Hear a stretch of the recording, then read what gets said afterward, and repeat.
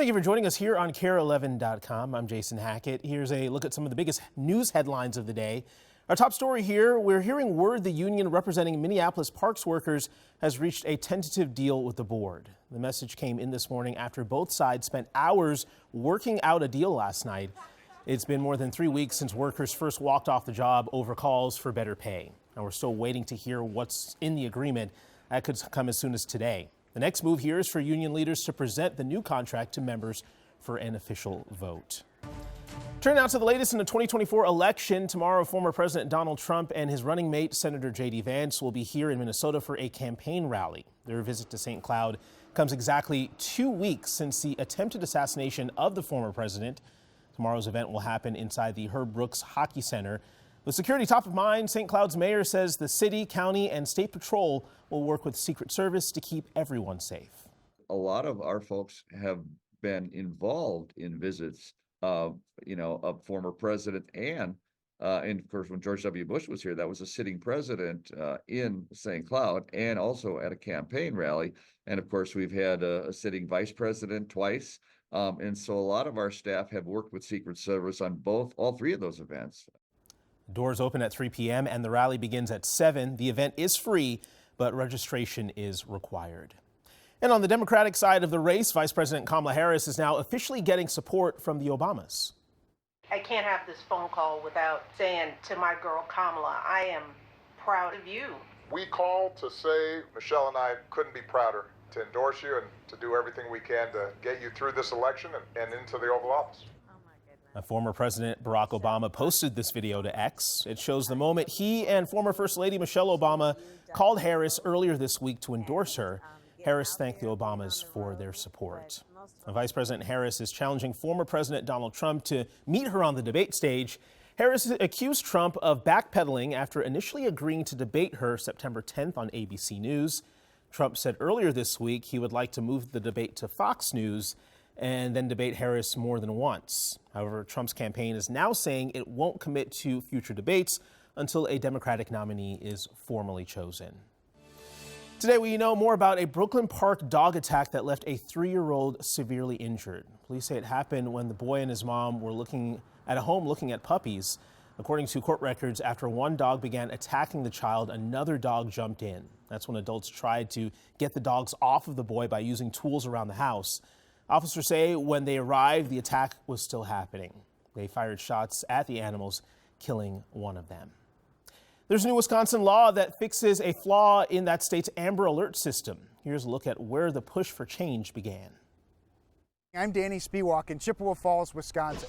More than 2 years ago, the tragic disappearance and death of a young girl named Lily Peters shocked this community. But there were also a lot of questions about why there wasn't an Amber Alert sent out because of her disappearance. Well, it didn't quite meet the qualifications for the Amber Alert, which is a federal system that's in place. Well, those questions turned into answers. The state legislature in the state of Wisconsin just recently passed a new law that expands the alert system to cover more missing kids.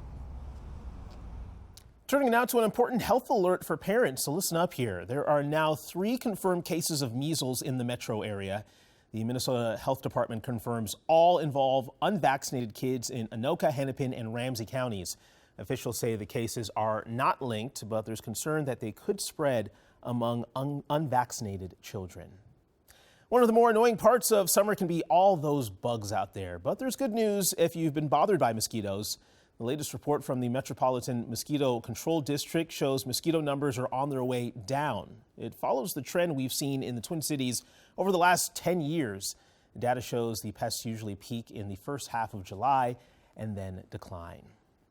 Today, Vikings rookie cornerback Kyrie Jackson will be laid to rest in Maryland. The 24-year-old was killed in a car crash earlier this month.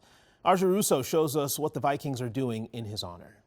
It's a sad day for the Minnesota Vikings. Their rookie cornerback, Kyrie Jackson, is getting laid to rest today in his home state of Maryland. Meantime, back here in Minnesota, the organization is vowing to do whatever they can to support his family and his loved ones. Jackson died earlier this month in a car crash, 2 months after he was selected by the Vikings in the 4th round of the draft. We've learned that the Vikings are covering a significant portion of the cornerback's funeral costs. The team tells KARE 11's Julia Daniels they'll have a memorial in Minnesota with Jackson's family sometime before the first preseason game. Then, once the season starts, the players will wear helmets with his initials. His teammates and coaches are in the middle of training camp right now. It's been a somber start, and they tell us that they are leaning on each other to get through the sad time.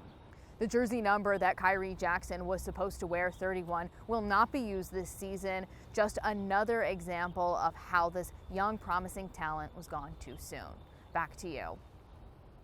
Well, this weekend, workers will be out in Ramsey County measuring what areas are the hottest. Starting tomorrow morning, crews will be driving along assigned routes with specialized equipment looking for what's called heat islands. This is all part of a national oceanic and atmospheric campaign across the U.S.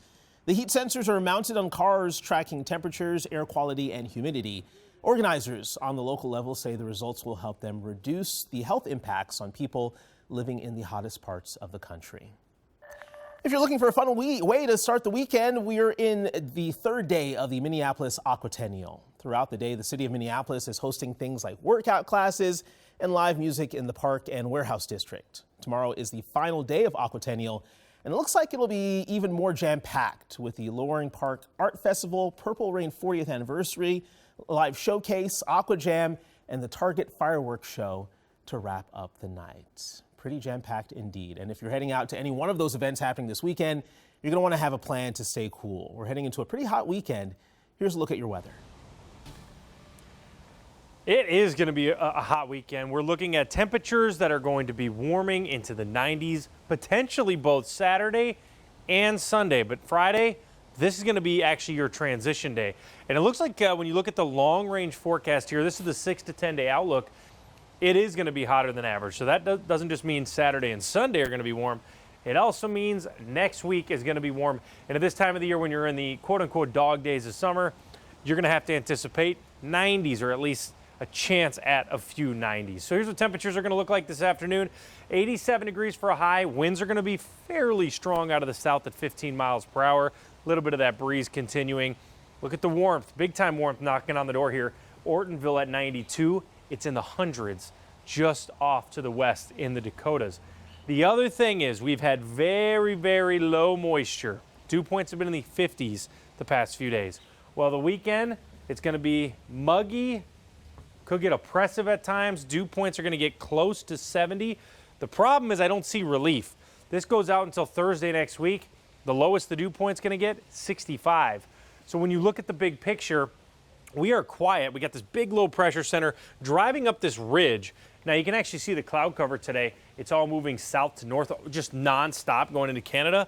Well, that means you're pulling up strong south winds, and you can actually see some heat advisories underneath this. Heat advisory goes actually up to portions of Minnesota here, just north of Fargo, over towards Bemidji area. We can see heat index values there around 100 degrees. You got fire warnings.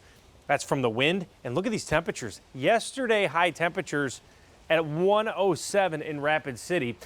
When you went to 2 days ago, it was 107 out in the Billings area. So it's sliding slowly to the east here. That's why we're going to get this area up here that has that heat advisory, because this is going to be moving to Fargo today. So yesterday, our 81, we're obviously going to start taking some of the heat. We're not going to hit 100 degrees, but it is going to start to warm up. By Saturday, 90s, but the heat index was going to be very high. I bet you we get to some 95, 98 degree readings in western Minnesota. Let's track out the rain chances this weekend.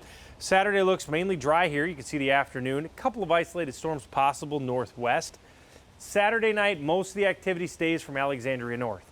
So Sunday morning now, still mainly dry. A couple of morning showers out in western Minnesota. Those should stay out there. This is through the day. It doesn't give us any rain. But that rain chance starts to move in. A line of storms will try to come off of that into Monday. It's not a guarantee. This is not a guarantee. There's much higher chances west of the metro, and you can see that here with the thunderstorm threat. So this is for Sunday night. Obviously a lower threat here in the Twin Cities to Menominee, but still thunderstorms are going to be possible. Just a little bit higher chance in more western Minnesota. Next few days here, 87 for a high temperature. Going to 90 on Saturday. The reason we'll go 88 Sunday, just a few more clouds. Slight chance for rain in the PM hours or at nighttime. Then we'll linger on Monday to 86 with a few showers possible. Next week, as we get some sunshine, we will see temperatures hovering the low 90s, a couple of isolated storms by middle of week. Thank you very much. And thank you for joining us here on KARE11.com. That's a look at your local headlines. Make it a great Friday.